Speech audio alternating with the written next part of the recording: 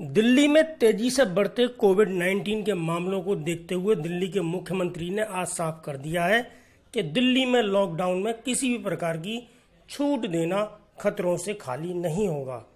दिल्ली के मुख्यमंत्री अरविंद केजरीवाल ने डिजिटल प्रेस कॉन्फ्रेंस के जरिए कहा है कि कोरोना के मामलों में दिल्ली में तेजी से बढ़ोतरी हो रही है, लेकिन स्थिति नियंत्रण में जरूर है, लेकिन चिंताजनक है। देश की 2% आबादी दिल्ली में रहती है, लेकिन 12% कोरोना के मरीज यहां पर आए हैं। फिलहाल लॉकडाउन की शर्तों में कोई ढिलाई नहीं दी जाएगी। एक हफ्ते बाद दोबारा स्थिति पर विचार किया जाएगा। आप खुद सुनिए दिल्ली के मुख्यमंत्री अरविंद केजरीवाल ने क्या कहा। और जो कंटेनमेंट जोन्स हैं उनमें ढील फिलहाल नहीं दी जानी चाहिए, क्योंकि वहाँ पे स्थितियाँ खराब हैं और अपने को कंट्रोल करने की ज़रूरत है। दिल्ली में 11 ज़िले हैं। दिल्ली के 11 ज़िले हॉटस्पॉट डिक्लेयर किए गए हैं। तो केंद्र सरकार के मुताबिक तो सभी कंटेनमेंट जोन्स में ढील नहीं दी जा सकती। हमने दिल्ली सरकार में अपनी भी असेसमेंट की। पिछले कुछ दिनों में मैंने कई एक्सपर्ट्स से बात की, लोगों से बात की, और उन सारी चर्चाओं का जो नतीजा निकला वो मैं आपके सामने रखना चाहता हूँ। पिछले कुछ दिनों से दिल्ली में कोरोना के केसेस में बढ़ोतरी होनी शुरू हुई है। हमने टेस्ट भी ज़्यादा करने चालू किए हैं। पिछले कुछ दिनों में हमने काफ़ी टेस्ट किए हैं दिल्ली के अंदर, और कोरोना के केसेस में बढ़ोतरी भी चालू हुई है। कल हमारे पास 736 केसेस के टेस्ट की रिपोर्ट आई। उन 736 में से 186 कोरोना के मरीज निकले, यानी कि 25% लोग कोरोना के मरीज निकले।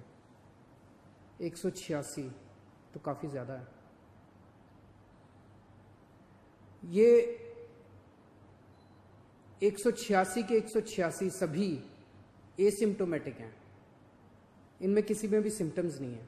किसी को बुखार नहीं है, किसी को खांसी नहीं है, किसी को सांस की शिकायत नहीं थी। उनको पता ही नहीं था कि उनको कोरोना है। उनको पता ही नहीं था कि वो कोरोना लेके घूम रहे हैं इधर उधर। ये और भी खतरनाक बात है कि कोरोना फैल चुका है। बहुत सारे लोग कोरोना लेके घूम रहे हैं, और ये बीमारी ऐसी है कि किसी को पता भी नहीं चलता कि मुझे बीमारी हो गई है। कई बार सिम्टम्स नहीं आते, बीमारी हो जाती है।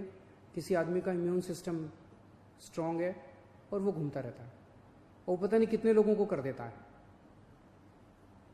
तो ये 186 लोग अपनी अपनी ज़िंदगी में घूम रहे थे।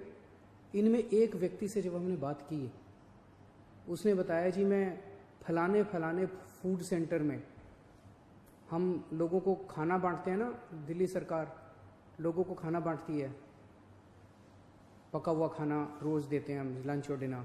वो कहता है जी मैं पिछले कुछ दिनों से रोज़ सरकार के फूड सेंटर में जाके खाना बंटवाने का काम कर रहा था। आप सोचो उसने वहाँ कितने लोगों को इन्फेक्ट कर दिया होगा। तो मैंने आज ही आदेश दिए हैं, उस फूड सेंटर में जितने लोग आते हैं, मैं एज्यूम कर रहा हूँ कि डेली वही लोग आते होंगे एक सेंटर में खाना खाने के लिए, उन सब की रैपिड टेस्टिंग करवाएंगे जितने भी लोग आते हैं। और दिल्ली में जितने भी हमारे फूड सेंटर्स हैं, उन सभी फूड सेंटर्स में खाना बांटने वाले सभी वॉलंटियर्स का और कर्मचारियों का हम रैपिड टेस्टिंग कराएंगे। तो इससे ये दिखता है कि दिल्ली के अंदर इस टाइम फैलना चालू हो गया है। रोज़ कंटेनमेंट जोन्स बढ़ते जा रहे हैं जहाँ पे ऑपरेशन शील्ड लागू किया जाता है। आज की डेट में 77 कंटेनमेंट जोन बन गए हैं दिल्ली के अंदर। हमने कंटेनमेंट जोन्स में रैंडम टेस्टिंग कराई थी। कहीं से 200 का सैंपल लिया, कहीं से 180 का सैंपल लिया, कहीं से, वहाँ पे रैंडम टेस्टिंग कराई थी। वहाँ पे निकल के आया कि कुछ कंटेनमेंट जोन्स जहाँ पे लोगों ने बात मानी, लोगों ने अनुशासन का पालन किया, लोग अपने अपने घरों में रहे, वहाँ पे एक भी नया केस नहीं आया।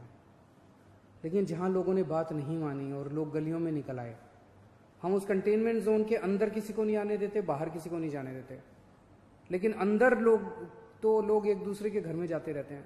लोग नहीं मानते, काफ़ी उनको मनाने की कोशिश की जाती है, सख्ती करने की कोशिश की जाती है, लेकिन कई जगह लोग नहीं मानते। जैसे मैंने कल आपको जहांगीरपुरी का उदाहरण दिया। जहांगीरपुरी की एक गली, उसके अंदर एक ही परिवार के कई सारे घर थे, चाचे मामे ताया ये सब। उनमें एक ही परिवार के 26 केस पॉजिटिव निकले, क्योंकि वो माने ही नहीं। कंटेनमेंट जोन होने के बावजूद वो एक दूसरे के घरों में जाते रहे। तो जहां जहां कंटेनमेंट जोन में लोगों ने बात मानी है, वहां एक भी नए केस नहीं मिले, और जहां लोगों ने बात नहीं मानी, वहां पे कुछ कंटेनमेंट जोन्स में कई नए केस निकल के आए हैं। तो एक चीज तो यह है कि दिल्ली में कोरोना तेजी से फैल रहा है, पर अभी स्थिति नियंत्रण के बाहर नहीं है, स्थिति नियंत्रण में है। स्थिति चिंताजनक है, पर घबराने की जरूरत नहीं है। अपने को सबको अनुशासन में रह के इसको कंट्रोल करने की जरूरत है। आज दिल्ली में टोटल 1893 केस हैं, मोटा मोटा 1900 मान लो, 1900 केस हैं। 1900 में से 26 आईसीयू में हैं और 6 वेंटिलेटर पे हैं। लगभग 43 लोगों की मौत हो चुकी है। 26 आईसीयू में है, 6 वेंटिलेटर पे हैं। आप सोच के देखो कि अगर लॉकडाउन नहीं होता तो क्या होता।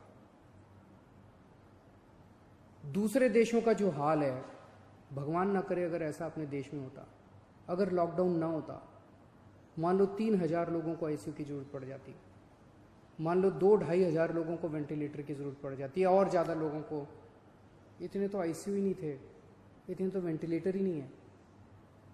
इटली में, स्पेन में, अमेरिका में यही देखने को मिल रहा है कि आईसीयू कम पड़ गए, वेंटिलेटर कम पड़ गए, अस्पताल की व्यवस्थाएं कम पड़ गई।